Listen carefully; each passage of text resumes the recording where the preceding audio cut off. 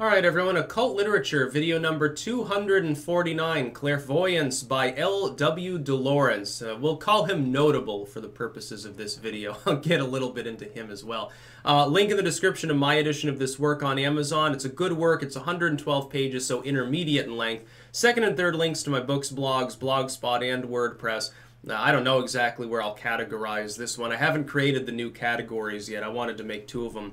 Cryptozoology, and then like the psychic arts thing to absorb some of the academic content that's only technically kind of sort of academic. deLaurence, an interesting figure from his era. He's arguably notorious mostly for plagiarism. However, he did both author and edit enough work of his own that he's still notable for other purposes. I will point out 100 years later, his store still exists. The deLaurence Company is still an extant thing.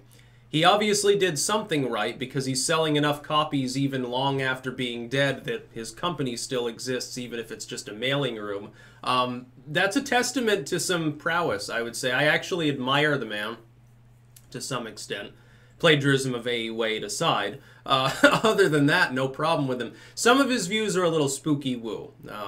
Maybe compared to, you know, what's his name there, Ford, the so-called Satanist there that authors some of his works. I don't know, there are a bunch of people these days that do the literary thing, but primarily it's, you know, pedigree free, so to speak. By the way, interesting story I could tell you about a publisher I worked with many years ago, actually, on that topic, but I'll get into that some other time. I need to revive the occult, you know, general videos. Anyway, this particular work, it's more than just clairvoyance, because deLaurence had a tendency, when he would do a work like this, clairvoyance and somnambulism and auto-trance and things of that nature are all sort of jumbled together. So this is a little bit of mesmerism, a little bit of hypnosis in the more strict sense, clairvoyance in the strict sense, spiritualism actually, trances, and a little bit of everything sort of thrown together. And what he's done is supply anecdotes, which is always helpful, specific cases of these things actually in work, his opinions about spiritualism. By the way, he takes up a line that is generally supportive of all of these things without being 100% into them. Like, the thing that deLaurence would do, he was more measured than some people. There were strictly delineated schools of thought at the time. The religious orthodoxy, the New Age spiritualities, and then the rationalists, the skeptical movements, were very, very much partitioned. What deLaurence did, and this is to his credit, is unlike most people in his era, he actually sort of had a general appreciation for the arguments of all.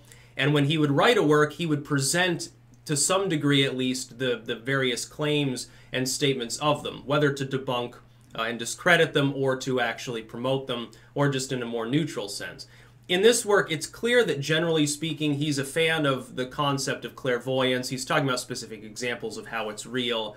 He believes in spiritualism after a fashion, but at the same time, he's also, again, more careful, which is funny considering the fact that he took all of these things for granted as real. He's more careful not to step on the landmines of some of the more fantastical claims therein. Again, another reason why I think I admire him somewhat as a writer and a publisher at his time. You got to understand, this is 100 years ago. Modern science in the technological sense didn't exist yet. You didn't have atomic energy. You didn't have all these all these wonderful things. Smallpox still existed at this era. Highly recommended. I've been working on more works about clairvoyance and psychic arts, hypnotism and things of that nature lately. A lot of them from this period, roughly the 1880s and 90s, the end of that period, the end of the 19th century, up through the 1920s. The cutoff is 1925 right now for copyright, absolutely.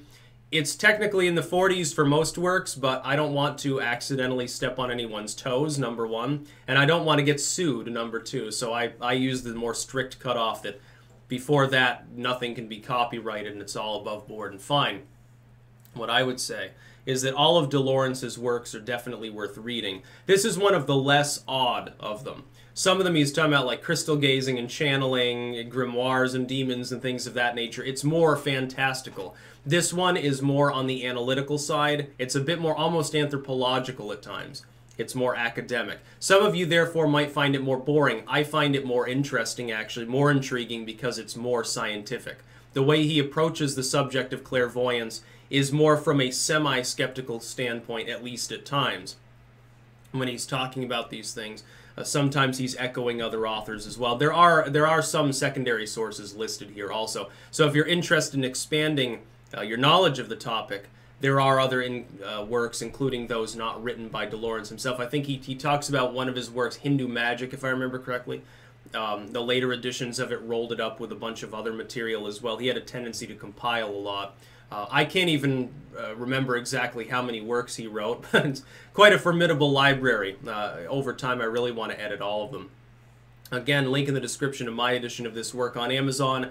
You're into anything psychic related or hypnosis related, you'll like this work. Spiritualism, for those that are studying that as well, there is a passage on it. It is a fairly elaborate passage. I think it's like 20 pages of the actual work. Second and third links to my books, blogs. There are other similar works as well available, as well as several other works by deLaurence himself throughout the various categories.